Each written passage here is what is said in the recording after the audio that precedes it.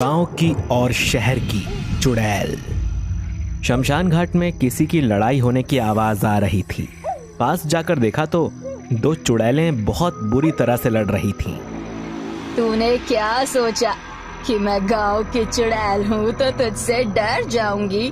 नहीं, मैं भी एक चुड़ैल हूँ और तुझे धोबी पछाड़ देकर अभी मजा चखा दूंगी, समझी? मैं तुम गांव वालों से डरने वाली नहीं हूँ। मैं चुड़ैल हूँ, चुड़ैल जो यहाँ शहर में ही रहती हूँ। और तुम गांव से हमारे शहर में आई हो। तुम्हें क्या पता हमारे शहर के रहस्य के बारे में? अभी अपनी शक्तियों से तुम्हें यहीं पर खत्म कर दूंगी। तेरे लिए बेहतर होगा कि तू अपने गांव वापस चली जा। मैं तो यहाँ से नहीं जाऊंगी, पर तुझे ही यहाँ से भगा दूंगी। दोनों चुड़ैलों में पहले तो तू मैं होती है और फिर दोनों अपनी अपनी शक्तियों का प्रयोग करके एक दूसरे को हराने की कोशिश करती हैं। प्रियंका सीमा को हवा में उछाल देती है और सीमा प्रियंका को अपनी शक्तियों से गोल गोल घुमा देती है। कभी वो आसमान में उड़ती नजर आती है तो कभी वो जमीन पर उल्टी चलती नजर आती है। कभी एक चुड़ैल दूसरी पर हावी होती है तो कभी दूसरी चुड़ैल पहली पर। जब दोनों चुड़ैलें एक दूसरे से लड़ते लड़ते थक जाती हैं तो वो एक पेड़ के नीचे बैठ जाती हैं और कहती हैं, हम दोनों की शक्ति अपार है, हम दोनों एक दूसरे को नहीं हरा सकती, हमारा लड़ना बेकार है। हाँ, सही कहा, हम दोनों का लड़ना बेकार है। अब हैं तो दोनों चुड़ैलें ही ना, तो भला हम आपस में लड़ने से क्या हासिल कर सकते हैं? हमने बेकार में अपना समय और ताकत बर्बाद की। माफ करना, मैं पहले से ही गुस्से में थी और तुम मेरे सामने आ गई तो मेरा सारा गुस्सा तुम पर निकल गया। यही हाल मेरा था, मैं भी बहुत गुस्से में थी और तुम्हें गांव से आया देखकर तुम्हें सीधा साधा समझ बैठी और तुम पर वार करने लगी। मुझे भी माफ कर दो। दोनों चुड़ैलें अब सामान्य हो गई थीं और आपस में एक दूसरे की कहानी सुनने के लिए बैठ गई थी। प्रियंका सीमा से कहती है, तुम्हारे शहर में कुछ खाने को मिलेगा क्या? बहुत भूख लगी है, लड़ते लड़ते थक भी गई हूँ। हाँ हाँ, क्यों नहीं, हमारे शहर में तो बहुत अच्छे अच्छे व्यंजन मिलते हैं। तुम रुको, मैं अभी लेकर आती हूँ तुम्हारे लिए।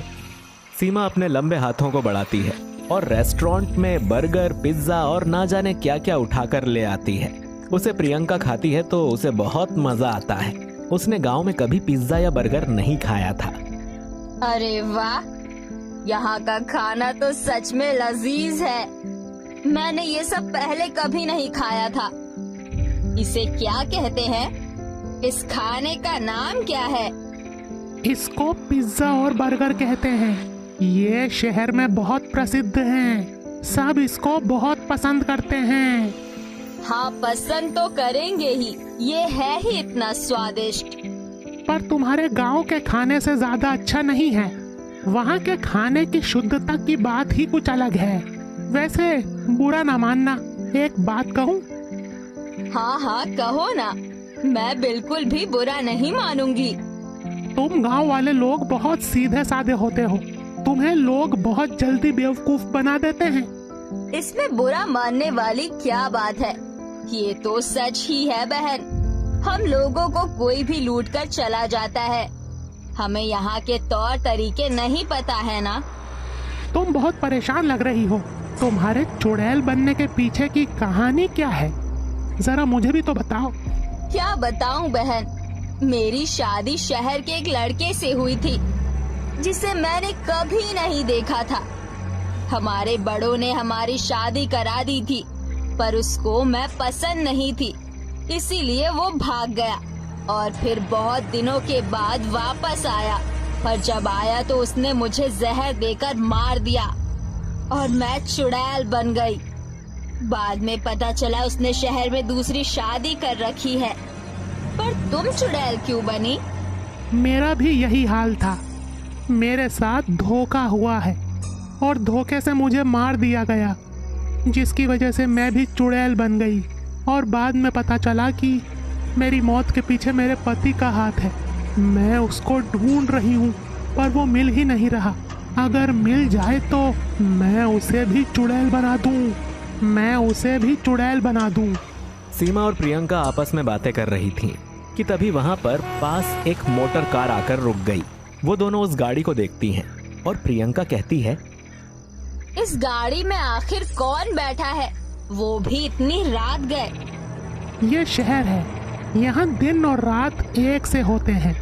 या मैं अगर ये कहूँ कि यहाँ रात को ही दिन निकलता है और दिन में ही रात होती है तो गलत नहीं होगा। चारों तरफ इतनी रोशनी बिखरी हुई है, लग ही नहीं रहा कि रात हो रही है। हमारे गांव में तो लाइट भी नहीं है। अंधेरा होते ही सब अपने घरों में जाकर सो जाते हैं। यहाँ लोग सोते कैसे हैं? चारों तरफ तो इतना शोर है। तभी तो गांव अच्छे हैं, क्योंकि वहाँ शांति और शुद्धता है। यहाँ तो बस हर समय शोर और चारों तरफ प्रदूषण है। सीमा और प्रियंका अपने शहर गांव की बात कर रही थीं कि तभी उनका ध्यान उस गाड़ी पर गया जो थोड़ी देर पहले ही उनके सामने रुकी थी। उन दोनों ने उस गाड़ी के पास जाने का फैसला किया। चलो देख कर आते हैं कि क्या बात है, और थोड़ा सा अपना मनोरंजन भी कर लेंगे। किसी को परेशान करने का मजा ही अलग है। बहुत दिन बाद यहाँ पर कोई आया है, इसको परेशान किए बिना तो नहीं जाने देंगे। और आज हम दोनों की दोस्ती भी तो हुई है, तो कुछ तो पार्टी बनती है। क्यों नहीं, चलो चलो मजा आएगा। प्रियंका और सीमा दोनों जब पास जाकर देखती हैं तो दोनों आश्चर्यचकित हो जाती हैं। दोनों का चेहरा गुस्से से लाल हो जाता है और दोनों एक दूसरे की तरफ देखती हैं तो और भी आश्चर्यचकित हो जाती हैं, क्योंकि दोनों ही परेशान लग रही थीं। तुम्हारे चेहरे की हवाइयाँ क्यों उड़ गई है भला? दरअसल बात यह है कि इस गाड़ी में जो आदमी है वो मेरा पति है। नहीं नहीं, ये तो मेरा पति था जिसने मुझे मार दिया था। नहीं नहीं, ये मेरा पति था जिसने मुझे धोखा दिया था। इसका मतलब ये है कि हम दोनों का पति एक ही था और ये वही दुष्ट है जिसने हमें चुड़ैल बनाया है। बिल्कुल सही कह रही हो बहन, यानी हम दोनों की मौत का कारण यही है। इसी वजह से हम इस दुनिया में नहीं रहे। इसे तो हमें मजा चखाना ही होगा। ये यहाँ बहुत अच्छे समय पर आया है। अब हम दोनों इसके साथ मिलकर घर चलते हैं और इसे अच्छी तरह से मजा चखाएंगे। सीमा और प्रियंका दोनों उस गाड़ी में सवार हो जाती हैं और उनकी गाड़ी जब ठीक हो जाती है तो वो उनके घर पहुंच जाती हैं, जहां पर वो दोनों उसको बहुत परेशान करती हैं। कभी छत पर, कभी उल्टी लटक कर, तो कभी उसको हवा में उड़ाकर, तो कभी अपने भयानक रूप को दिखाकर। उनका पति बहुत परेशान हो जाता है।